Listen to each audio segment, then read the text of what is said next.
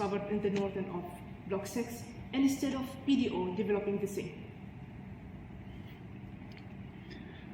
You are half right and half wrong. Correctly.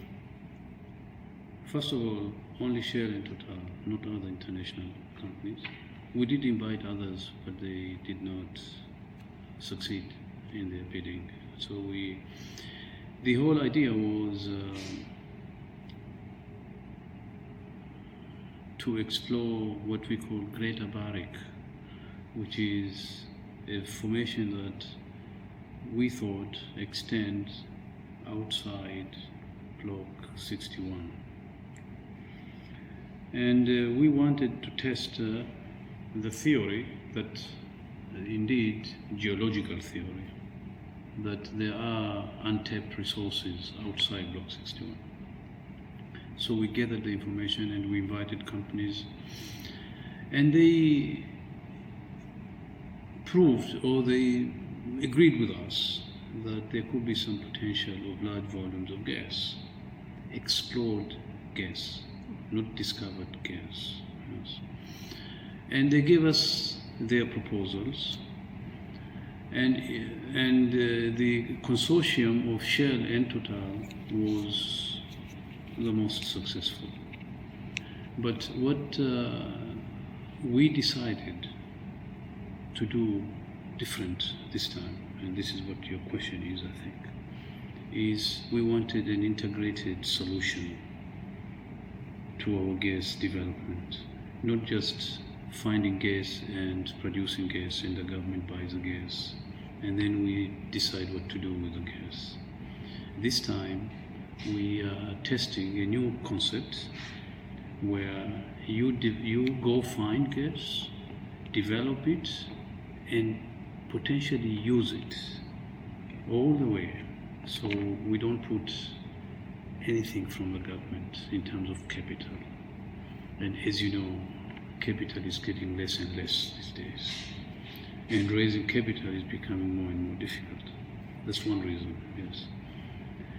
And really, the idea was we invited all these companies and asked them, what can you do in Oman with our gas? So we want really to encourage them to come up not only with solution and not only with capital, but with industries that will contribute in solving some of our major challenges that I think the country faces. Such as? Employment, yes. So creating of jobs was one of a major criteria in this philosophy of not letting PDO do it as we used to. Yes, PDO don't create jobs when they find gas. Yeah, we have to find users of that gas that can create jobs and can create industries. And if we do that, then we face that issue of raising capital and borrowing and so on. So we said maybe there's a better way, and history will prove whether we were right or wrong. I think it's the right way of doing it.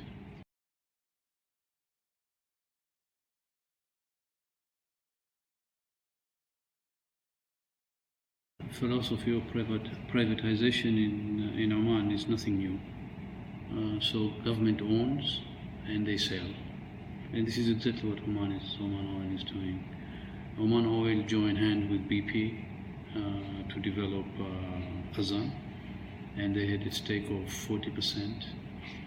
And we decided, why can't we sell 10, get money, and do something else instead of just locking that resources in one place. I think it's been a very good experiment. The response from the international market is very good. And we are now evaluating the bids that we received on this 10%. And the numbers so far that we have heard and seen are encouraging. When do you see you closing the deal on selling 10%? It's a longish process. First we need to evaluate. Okay. Then we need to discuss with BP. I think they have first right of refusal. So we tell them that Fatma wants to buy 10% and she's offering this much. BP will say, don't sell it to Fatma. We will give you what Fatma is offering you, yeah? Okay. And we'll come back to you and say sorry, yeah, because legally this is the situation. We don't think BP will exercise that right. We have selected the bidders very careful, that we can all work together, and so that's not a problem. But the process will take long, maybe a month or two. Okay. Yeah. Other than that, we will close this before end of the year, definitely. Yes. Are there any other cases where Oman Oil will be selling any of its shares, assets? Yes, we may sell Oman Oil shares of Block 9, where Occidental is operating. Mm-hmm. We also have 45% there as Oman Oil, and Occidental have 55%. Okay. And we have a Japanese company, just if you a minority 5%. So we may also sell 10% of that, but we will see. So it's not that Oman Oil is selling its complete shares; it's a small portion. Yeah, because we need to fund some other projects that are in the pipeline for Oman Oil, the petrochemical, the refinery project in Duqm and so on. So as I can see that the ministry or the whole sector is depending less and less on the state budget and the Ministry of Finance, and trying to find other ways to finance its investments and operations, correct? Correct.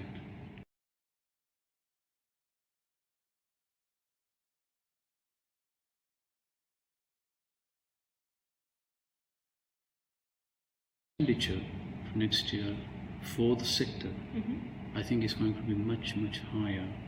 We're starting new projects. We're starting a $6 billion project in Duqm refinery. That's something that's a new baby in our portfolio, so that will really push the investment level much higher. Of course, we're not spending all $6 billion next year, but a good chunk of that expenditure will start next year, and then the following maybe another 3 years until commissioning of the plant. We have 2 projects in Salalah, nearly $1 billion that we have already started, but the expenditure of those projects will really be next year, a good chunk of it. These are the downstream projects.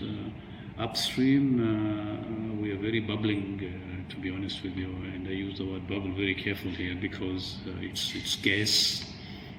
So gas will see a lot of money being channeled as a sector from hopefully the likes of Shell and Total in development of this Greater Barik area, both in exploration and development. PDO plans are intact for upstream development, business as usual. We have some exciting ongoing projects for next year. So I think next year, as a sector, we are going to see huge growth. I can't give you a number, I don't have it, but I've listed where the money will go.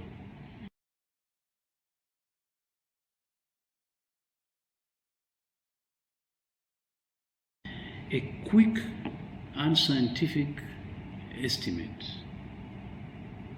study if you like, conducted by PDO, they estimate that we can easily save 30% of energy, and 30% of energy to me is 30% of gas that we are burning every day, either through industrial projects or power and water. Okay. How can you save the 30%? If I can convince you to switch off your lights, you will make a contribution towards that 30%. We need really education as a country. We need to change. We need some legislation. For example, we need to prohibit sales of the old type of bulbs. If we can use LED, there's a huge saving opportunity there. As I said, air conditioning, appliances. We had a team from Japan just this week giving us, or sharing with us their experience on how much energy they have saved as a country. And I think we need to start that, and we intend to do that really seriously next year. As the ministry? As a country. And my interest really is, as you put it in your question, because if we can save, forget about the 30% is very ambitious. If we can save 10%, we are currently consuming, just to give you some numbers, about 15 million cubic meters of gas every day. If we save 10% of that, it means we are saving 5 million cubic meters of gas. A 5 million cubic meter of gas can run or can support development of a new fertilizer project bigger than UMIFCO.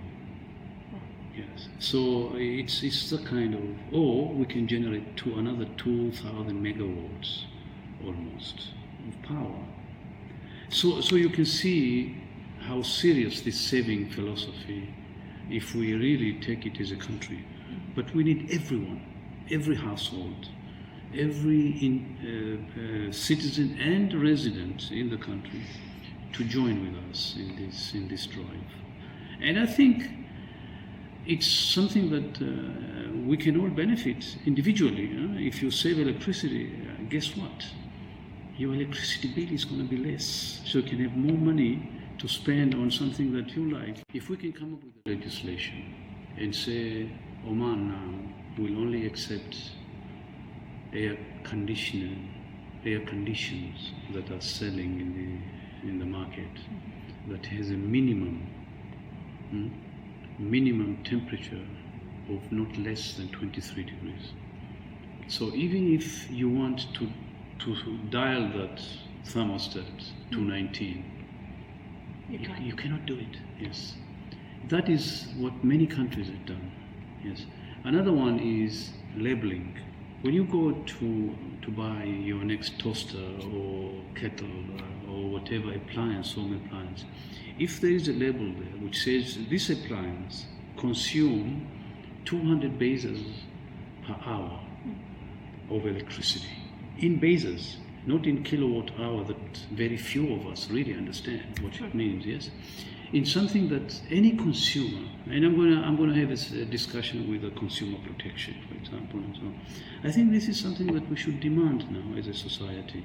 Like when we go to supermarket, you look at ingredients, how much sugar, the can of tuna that you're buying, and oil, and so on. You have a choice to look at calories. You have a choice to see how much cholesterol it's in there, or how much water they've added in your olive oil or whatever. Why can't we do the same with energy? Yeah. That's one. Another thing that I'm really excited is to introduce a new specialization. In addition to journalists, we want to have energy specialists as a career, as a specialization, as a requirement. Yes. So, for example, I'm going to try and have energy engineer for every ministry, that somebody will be just in charge of managing the energy for that building, or that ministry. Yeah? And I think if we can get young graduates to take this line, and unfortunately they have to be technical graduates, and we can train them to just manage the energy used. And definitely every industry should have an energy expert, energy conservation specialist. Yeah. Not only we are going to create additional jobs, a few hundreds, but we are going to give those organizations, whether ministry or private companies or private industries, give them opportunity to save energy and to save energy expenditure as well. And all this will result in that goal of 30% savings of energy. Okay. Going back to the point where you say that we are going to train them, whom do you mean by we? Is it the Ministry of Oil and Gas, or are you taking the muscle or the hat of the National Training Fund? The government will come up with a scheme. National Training Fund will be very proud to train young people to do that kind of job. There are international organizations. There's a drive now to conserve more energy. You can be philosophical to save the world, less carbon prints, less carbon dioxide, and there are really some organization in the world that will help us. Okay. So I don't have details.